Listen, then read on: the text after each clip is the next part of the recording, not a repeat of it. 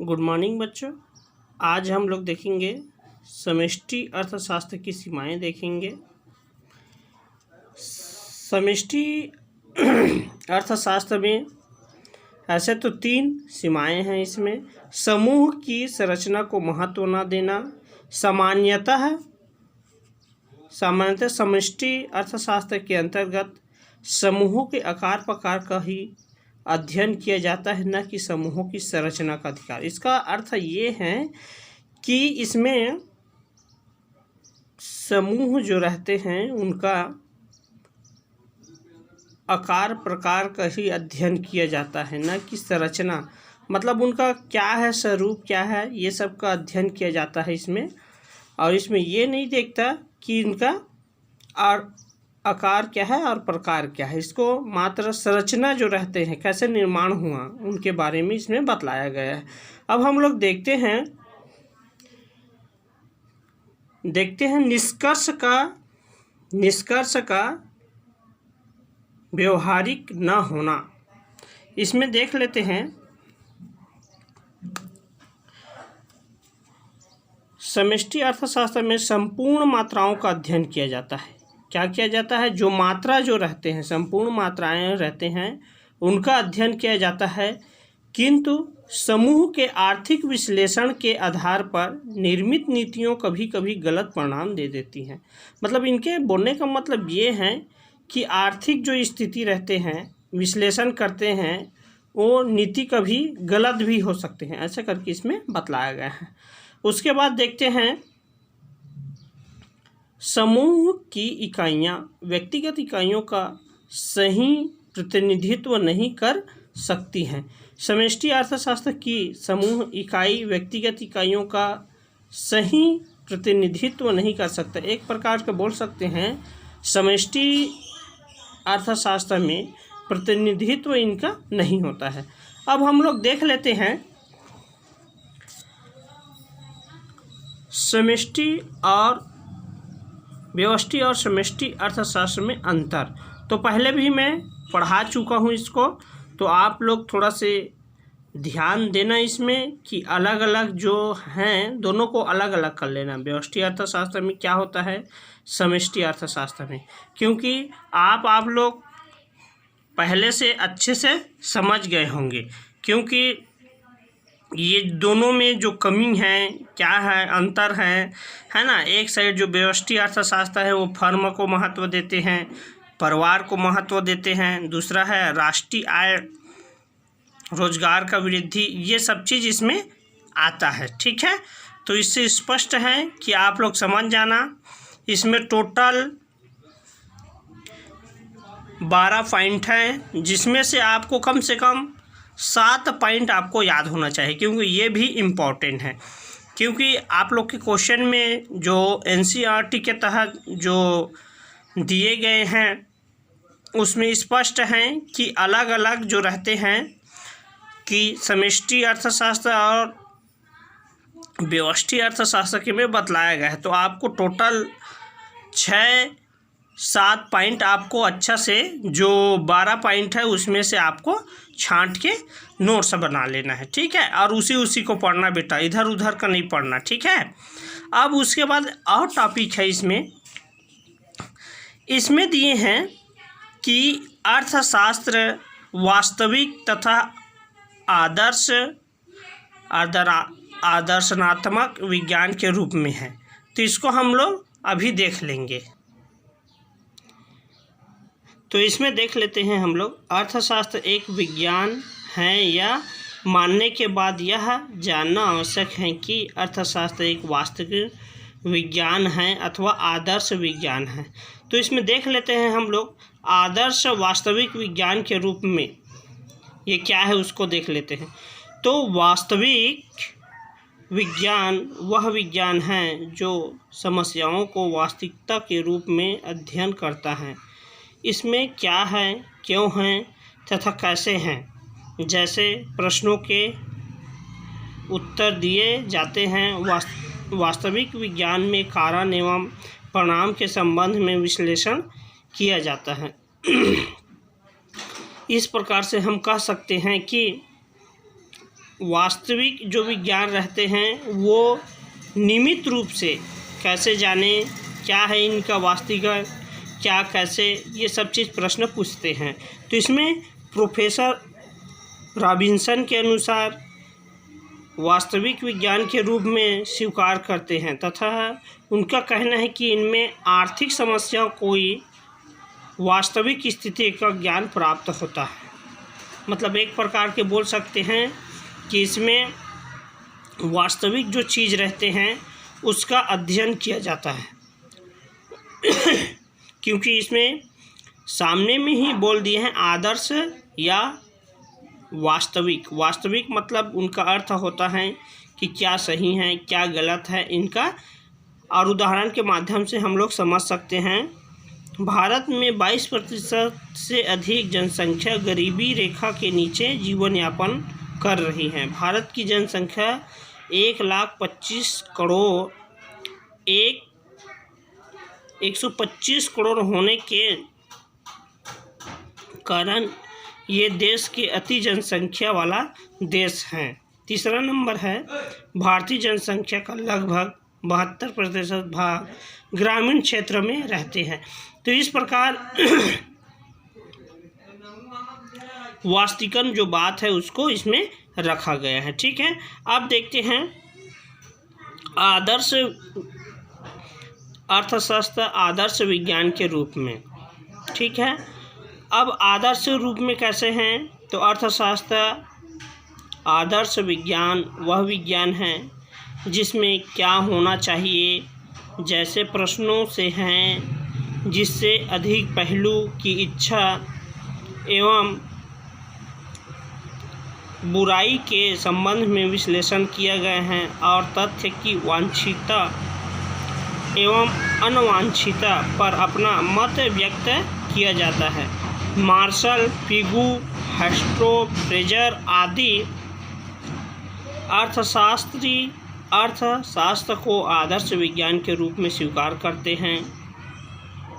वास्तविक तथ्यों तथा दशाओं की व्याख्या करने के स्थान पर आदर्श विज्ञान अर्थशास्त्र के रूप में लक्ष्य तथा उद्देश्य के संबंध में सुझाव देता है तथा इन संबंध में निर्देशन देता है कि किस प्रकार इन लक्ष्यों तथा उद्देश्यों को प्राप्त किया जा सकता है। मतलब दोनों में परफेक्ट अंतर आप लोग को समझना है और उसके अनुसार आपको लिखना पड़ेगा। ठीक है, तो ये दोनों को थोड़ा से अच्छा से समझ लेना क्योंकि ये इकाई फर्स्ट में अंतिम में दिया गया है कि वास्तविकन और आदर्शनात्मक ऐसा करके लिखाया गया है। तो ये टॉपिक आपके लिए बहुत ही महत्वपूर्ण है। दोनों में क्या अंतर है उसको आप लोग थोड़ा से समझ जाना। ठीक है, और व्यष्टि अर्थशास्त्र और समष्टि अर्थशास्त्र का भी आपको थोड़ा से क्लियर समझ लेना है। ठीक है, तो इस प्रकार हम लोग देख सकते हैं। अगला पॉइंट और है एक, इसमें व्यष्टि अर्थशास्त्र एवं आदर्श अर्थशास्त्र में क्या अंतर है, ऐसा करके आप लोग के में एक और है टॉपिक। तो इसमें देखते हैं हम लोग पहला आशय वास्तविक अर्थशास्त्र क्या है से संबंधित, अर्थात आर्थिक समस्याएं वास्तव में कैसे हल होती हैं। इसमें बतलाया गया है आदर्श अर्थशास्त्र में बतलाया गया आदर्श अर्थशास्त्र क्या होना चाहिए, संबंधित अर्थात आर्थिक समस्या कैसा हल की जानी चाहिए, ये सब चीज़ इनका है। उसी प्रकार से देखते हैं आधार के आधार पर वास्तविक अर्थशास्त्र वास्तविक तथ्यों पर आधारित होता है। आदर्श अर्थशास्त्र व्यक्तिगत सुझावों से संबंधित होता है। जांच पड़ताल में पता लगता है कि वास्तविक अर्थशास्त्र में विभिन्न धाराएं की जांच हो सकती हैं। आदर्श अर्थशास्त्र के विवरण आदर्श होते हैं तथा इसकी जांच नहीं की जा सकती हैं। उद्देश्य को देखते हैं। वास्तविक अर्थशास्त्र का एक वास्तविक क्रिया का वास्तविक विश्लेषण किया जाता है। आदर्श अर्थशास्त्र में आदर्श मापदंड सत्यापन किया जाता है। वास्तविक मूल विश्लेषण में देखते हैं तो वास्तविक अर्थशास्त्र में कोई मूल्य विश्लेषण नहीं करता। आदर्श अर्थशास्त्र में मूल्य विश्लेषण होता है। उदाहरण, वास्तविक अर्थशास्त्र के उदाहरण हैं। भारतीय अर्थव्यवस्था में महंगाई निरंतर बढ़ रही है, भारत में जनसंख्या बढ़ रही है। और इसमें आदर्श में देखते हैं तो आदर्श अर्थशास्त्र के उदाहरण, भारतीय अर्थव्यवस्था में महंगाई पर नियंत्रण करने के लिए कदम उठाए जाना चाहिए। भारत में जनसंख्या नियंत्रण करने के लिए कदम उठाना चाहिए। तो इस प्रकार हम लोग देख सकते हैं कि अर्थशास्त्र का पूरा स्वरूप इसमें दिया गया है। आप लोग को पॉइंट टू पॉइंट जितना मैं समझाया हूँ, मतलब इसका मतलब है आज एक इकाई का समापन हो गया। आप लोग बड़ा ध्यान से इसको पढ़ना। और कुछ चीज़ ऐसे भी होते हैं जिसको आप खुद से ही पढ़ना पड़ेगा आप लोग को, क्योंकि आप लोग को लग रहा होगा कि थोड़ा बहुत इधर उधर कर लेंगे या सरल आ जाएगा क्वेश्चन, तो ऐसा मत समझना, क्योंकि कोर्स कम से कम विगत 2-3 वर्ष से लगातार चल रहे हैं, तो इसमें अनेक क्वेश्चन निकलेगा। ठीक है, तो आप लोग बड़ा ध्यान से अपना वाणी को ध्यान में रखते हुए नोट्स बनाते हुए इसका आप लोग सावधानी से पालन करना। ठीक है, तो इस प्रकार हम लोग देख सकते हैं कि अर्थशास्त्र जो रहता है उनका फर्स्ट पार्ट मेरे हिसाब से आज ख़त्म हो जाएगा। इसमें स्मरण बिंदु भी हैं, आप लोग थोड़ा सा ध्यान दे देना, क्योंकि बहुत सारे ऐसे चीज़ होते हैं जो स्मरण बिंदु में हैं, है ना। उसके बाद इसमें क्वेश्चन भी देख लेना, है ना। लेकिन थोड़ा सा सावधानी, मेन आपका जो सिलेबस है, सिलेबस को जो मैं आप लोग को भेजा हूँ उसको आप लोग एक नज़र मारना, उसके बाद आप लोग को समझ आएगा, क्योंकि 30% कटने के बाद वो सिलेबस बना है, तो आप लोग बड़ा सावधानी से उसको देखना। ठीक है, उसके बाद हम लोग देखेंगे नेक्स्ट में ये क्वेश्चन भी हैं, आप लोग अच्छा सावधानी से देखना। उसके बाद हम लोग देखेंगे उसी चीज़ में दिया गया है कि अर्थव्यवस्था केंद्रीय समस्या है। क्या दिया है? अर्थव्यवस्था केंद्रीय समस्या है। केंद्रीय का मतलब होता है अर्थशास्त्र केंद्रीय समस्या कैसा हो सकता है, तो ये जो राज्य और केंद्र के बीच में जो रहते हैं उसी के बारे में बतलाया गया है कि अर्थव्यवस्था केंद्रीय समस्या है। ठीक है, इसमें ये रहता है कि क्या क्या कैसा रहेगा स्वरूप, तो इसको हम लोग टोटल इसको पढ़ेंगे। तो इसमें पहला देखते हैं, पाठ्यक्रम में देख लेते हैं, तो इसमें स्पष्ट बतलाया गया है कि अर्थव्यवस्था, दूसरा नंबर में अर्थव्यवस्था केंद्रीय समस्या है। उसके बाद देखेंगे उत्पादन संभावना वक्र देखेंगे, अवसर लागत देखेंगे। तो इसमें अलग अलग विधियों में अलग अलग दिए गए हैं, आप लोग को बड़ा सावधानी से इसका अध्ययन करना है। ठीक है, इसको मैं थोड़ा सा अभी बतला देता हूँ, नेक्स्ट वीडियो में इनको पूरा बताएंगे। ठीक है, तो इसमें देखते हैं अर्थव्यवस्था का अर्थ। अर्थव्यवस्था एक ऐसी विधि है जिनके अंतर्गत लोग उत्पादन, विनियोग तथा वितरण प्रक्रिया के माध्यम से अपनी आवश्यकताओं की पूर्ति के लिए आजीविका अर्जित करते हैं। दूसरे शब्द में अर्थव्यवस्था सभी आर्थिक क्रियाओं का कुल जोड़ है। तो इस प्रकार हम लोग देख सकते हैं, तो इसमें बहुत छोटा छोटा चीज़ है, जैसे लोग उत्पादन। लोग उत्पादन का अर्थ होता है कि व्यक्ति के द्वारा जो उत्पादन वस्तुएं किए जाते हैं, जैसे आप लोग देखे हो ग्रामीण क्षेत्र में बहुत ऐसे होते हैं जो सब्जी हैं, है ना, धान के रूप में हैं, खरीफ फसल के रूप में हैं, ये उत्पादन किया जाता है और उसको मार्केट में लेके आता है। विनिमय मतलब होता है एक प्रकार का पैसे के रूप में लेन देन इसका किया जाता है। उसके बाद हम लोग देखते हैं वितरण प्रक्रिया के माध्यम से अपनी आवश्यकताओं की पूर्ति करते हैं। वितरण मतलब होता है उसको बेचता है, तो उनमें क्या है, उनकी जो आवश्यकताओं की पूर्ति के लिए आजीविका मतलब एक प्रकार के होता है जीवन यापन के लिए अर्जित करते हैं। दूसरे शब्दों में हम लोग देख सकते हैं अर्थव्यवस्था सभी आर्थिक क्रियाओं का कुल जोड़ है। मतलब आर्थिक क्रिया में क्या क्या आ सकता है, जैसे पैसे हो गए, है ना, नीचे भी में बतलाया गया है, तो ये सब चीज़ इसमें देखेंगे। उसके बाद देखते हैं अर्थव्यवस्था की परिभाषा। अब इनका अर्थव्यवस्था की परिभाषा देखेंगे। अर्थव्यवस्था से आशय एक क्षेत्र की उन सब उत्पादन इकाइयों के समूह से हैं जिसमें लोग रोजी कमाते हैं। इसका मतलब एक परिभाषा है।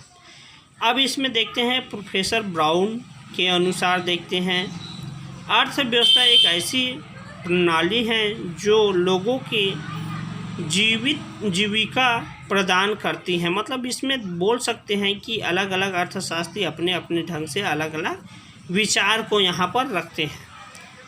ये जो है अर्थव्यवस्था की गतिविधियाँ हैं वो उत्पादन है, उपभोग हैं, पूंजी निर्माण, निवेश है।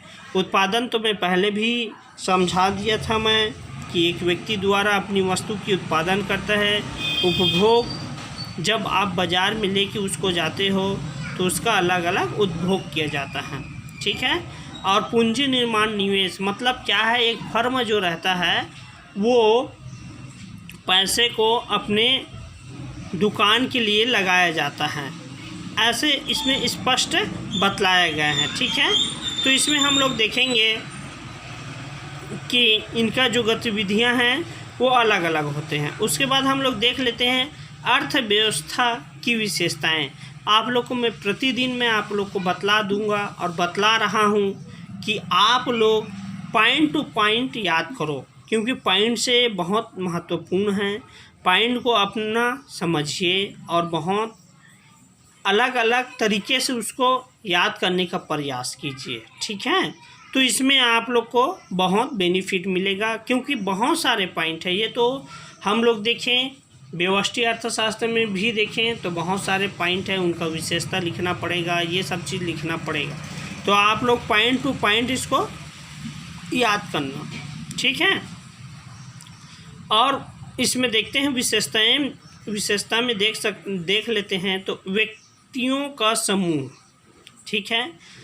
इसमें क्यों व्यक्तियों का समूह बतलाया गया है, आप लोग समझ रहे हो। अर्थव्यवस्था में क्या है, बहुत सारे व्यक्ति रहते हैं तो उनका क्या है, समूह रहते हैं, तो उसी को बतलाया है।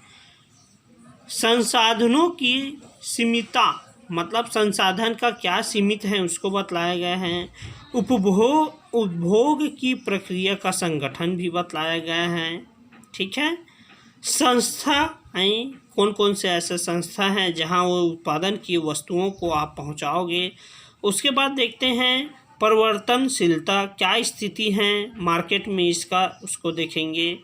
और देखते हैं नीचे में इसमें लिखा है संवित्त प्रणाली, और क्या है इनके स्थिति हैं उसको बतलाया गया है। तो बेटा आप लोग घबराओ मत, आप लोग को पॉइंट टू पॉइंट आप लोग को अच्छा से याद करना है और उसको अच्छे ही ढंग से आप लोग को पढ़ाएंगे, ठीक है। तो इस प्रकार हम लोग बोल सकते हैं। और थोड़ा से आप लोग ध्यान देना कि मेहनत करने के लिए छोड़ना नहीं, है ना। जो सिलेबस में है उस चीज़ को पढ़ा रहा हूँ, कोई आप लोग को इधर उधर करने की आवश्यकता नहीं है, ठीक है। तो अर्थव्यवस्था केंद्रीय समस्या हैं, उनका आप लोग थोड़ा से देख लेना, ठीक है। कल हम लोग थोड़ा सा अध्ययन करेंगे कि अर्थव्यवस्था की विशेषताएं हैं। आप लोग कुछ नहीं करना, आप लोग पॉइंट टू पॉइंट याद करोगे और उनके साथ साथ आप लोग पूर्व निर्धारण करोगे कि हमको कौन से पॉइंट को हम इसमें सम्मिलित करेंगे और कौन से पॉइंट को इसमें लिखा जाएगा। आप लोग को पुनः और बतला देता हूँ, पॉइंट टू पॉइंट आप लोग याद करना, ठीक है। तो इस प्रकार हम लोग अर्थशास्त्र कक्षा 12वीं का हम लोग का पहला अध्याय तो हो गया है, हम लोग आए हैं दूसरा अध्याय में आए हैं। अब ये दोनों मिल के फर्स्ट इकाइयाँ बतलाए गए हैं। तो आप लोग बड़ा ध्यान से केयरफुल के साथ आप लोग अच्छा से अध्ययन करना बेटा। अगर किसी को अगर समझ नहीं आएगा तो मेरे से एक बार फ़ोन से बात कर लेना और आप लोग बिल्कुल ध्यान देना, इधर उधर की बातें नहीं होना चाहिए। आप पॉइंट टू पॉइंट याद करोगे। देखो बेटा, मेहनत जो करते हैं उसी को मिलता है जीवन में, और जो मेहनत ही नहीं करेगा उसको कहाँ से मिलेगा। आप लोग बोलते हो भोजन करते हो, भोजन करते समय ऐसा नहीं है कि आप जब तक हाथ से नहीं फेरोगे तो निवाले अंदर नहीं घुसेगा, है ना। तो आप लोग ऐसे भी मत समझना, जब तक उसको हाथ से मुंह में जब तक नहीं रखोगे तो आपको भोजन नहीं मिलेगा। उसी प्रकार से जब तक आप लोग याद नहीं करोगे, पढ़ोगे नहीं, तो आप लोग को कुछ समझ नहीं आएगा। ठीक है, तो यहीं पर मैं अपनी वाणी को विराम देता हूँ। Thank you. अच्छा से पढ़ो, है ना।